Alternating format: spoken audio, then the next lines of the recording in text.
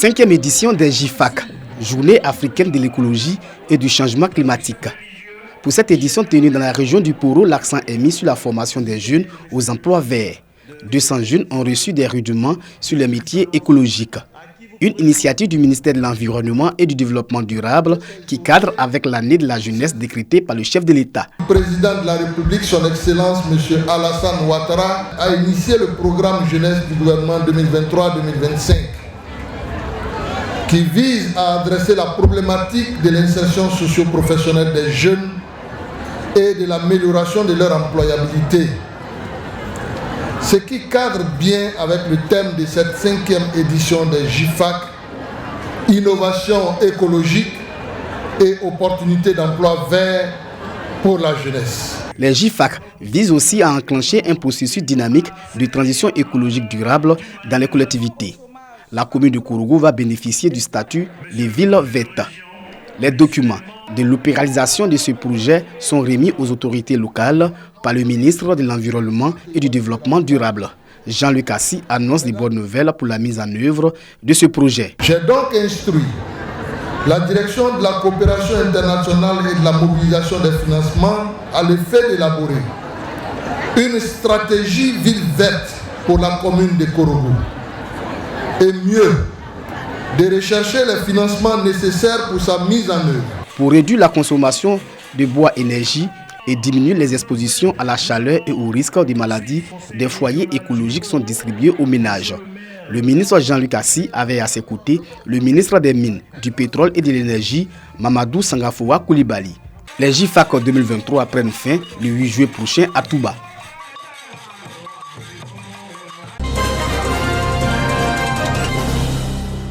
Restaurer le paysage forestier à travers la promotion de l'agroforesterie pour accompagner le gouvernement dans sa politique de reconstitution du couvert forestier. Un engagement pris par l'agence allemande de coopération internationale à travers un projet dénommé Forest for Future. L'objectif, c'est de pouvoir restaurer les espaces, les plantations cacaoyères, donc à travers l'agroforesterie, mais aussi des jachères. Mais c'est aussi sensibiliser, emmener les populations à s'approprier l'importance de l'arbre. La société coopérative Bengadi Aké-Douanier d'Agboville, structure chargée de la mise en œuvre de ce projet, rassure de l'implication des agriculteurs. Pour la première journée, on a pu recenser au moins 70 producteurs pour près de 150 hectares. Voilà. Or, l'objectif de cette année, c'est de planter 200 hectares. Or, c'est sur 2 villages. Au bout des 3 ans, on pourra boucler ces superficies qui ont été accordées. Donc, nous n'avons pas de crainte. Au contraire, nous allons montrer à la GIZ que nous avons l'expertise de pouvoir mieux mener ce projet. Les sensibiliser à adopter le projet. Les sensibiliser à faire l'agroforesterie, à mettre des plans forestiers au sein de leur culture. Il y a beaucoup d'avantages à avoir l'amélioration de la production et la restauration du couvert forestier national. Le projet Forest for Future est également mis en œuvre dans les régions du Moronou et de l'Indéné-Djoablin pour une durée de 4 ans.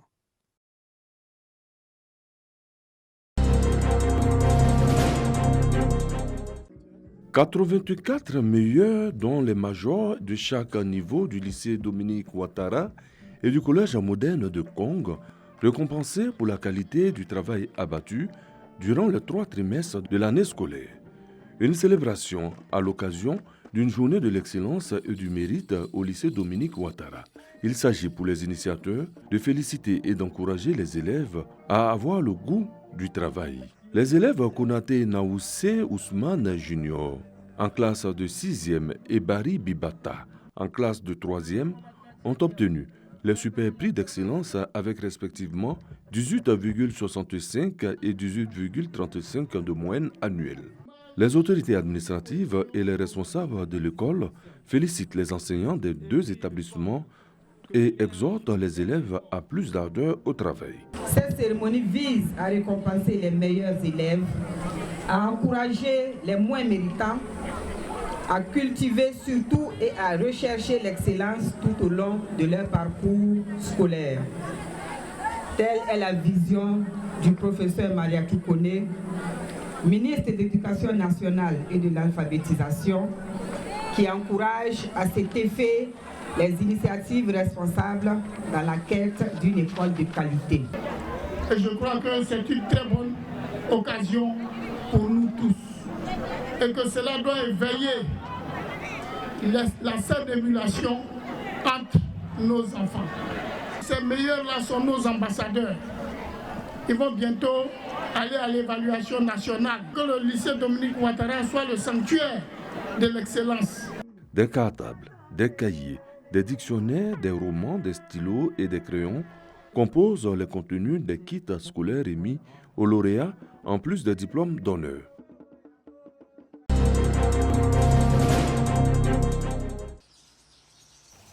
Les travaux de réhabilitation du lycée gouverneur Aboulaye Fatiga, GAF de Touba, sont lancés par Moussa Sanogo, ministre du Budget et du Portefeuille de l'État, cadre du BAFING. Cette rénovation se fera en 3 phases. La première phase concerne la construction de l'administration, la réhabilitation de toutes les salles de classe et puis la VRD de tout le lycée. La fin des travaux de la première phase est prévue pour la mi-septembre 2023.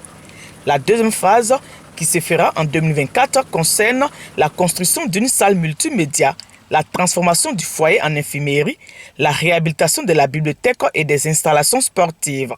Enfin, la dernière phase, en 2025, verra la construction des logements du proviseur, de l'adjoint au chef d'établissement et du gardien, et la construction d'un internat.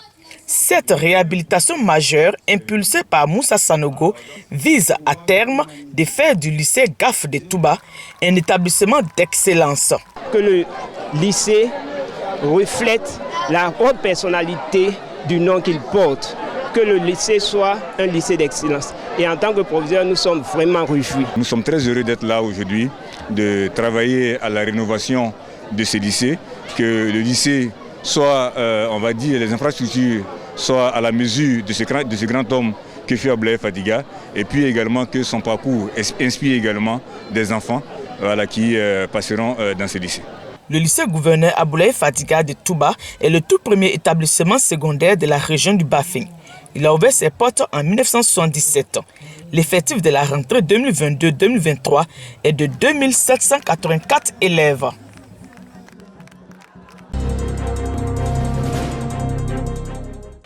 Place publique de Kipré-Gogoua à Issia, région du Haut-Sassandra, l'endroit grouille de monde, des femmes en joie.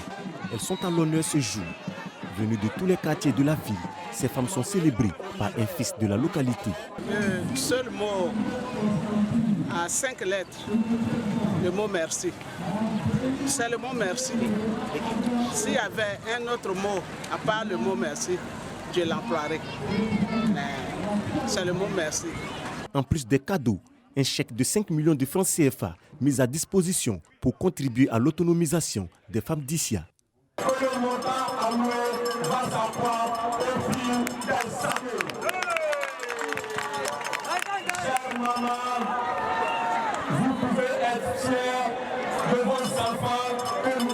Cette célébration en l'honneur des femmes d'Issia est à sa 2e édition.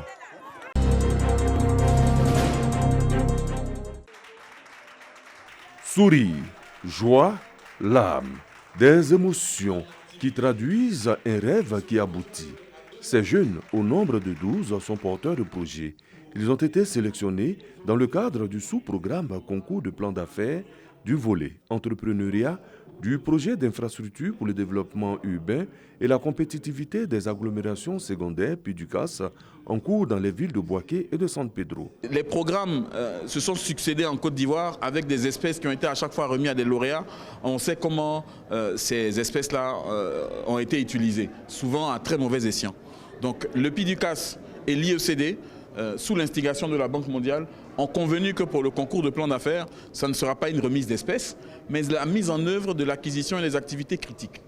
Il s'agit de mettre en place un processus de passation de marché qui va aboutir à l'acquisition de tous les éléments qui ont été demandés et validés par le jury pour chacun des bénéficiaires. Pour ces 12 jeunes récipiendaires de Bouaké, c'est certainement le début d'une aventure prometteuse. J'ai reçu 7 500 000. Ça va me permettre d'évoluer et vraiment d'aller de l'avant dans l'élevage de poulets de chair. Et aussi donner l'opportunité aussi à d'autres personnes de pouvoir apprendre auprès de nous. Je vais développer mon projet pour que ma pauvreté puisse finir en même temps. Que ce soit une fierté pour Pizicas, pour la jeunesse. Leur montrer qu'on peut sortir de rien et puis devenir quelqu'un un jour. Développement des infrastructures, développement économique et social, le PUDUCAS y va à fond. Ils recevront un chèque en fonction de leur plan d'affaires qui leur permettra de faire évoluer leur activité tout en contribuant à la réduction du taux de chômage et par ricochet à la réduction du taux de pauvreté à Bouaké. À travers la création d'emplois et d'entreprises solides capables de tenir la concurrence, et cela contribuera à renforcer le tissu des PME et à faire, nous l'espérons, dans un proche avenir, de la ville de Bouaké un véritable port de croissance autant attractif qu'Abidjan.